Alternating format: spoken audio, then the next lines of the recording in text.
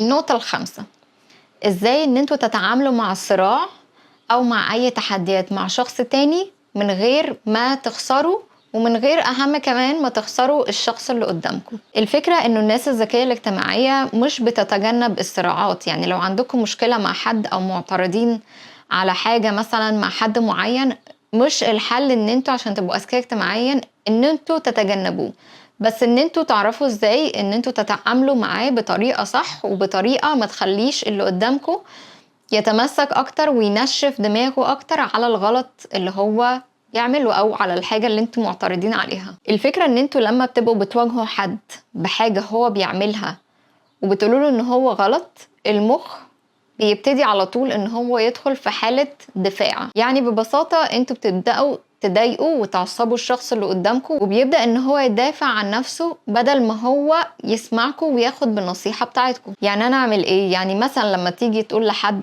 على حاجة انت معترض عليها، ما تروحش تقوله انت غلطان، ده على طول كده هيخلي الشخص اللي قدامكم ينشف دماغه ويتمسك بالفكرة اكتر.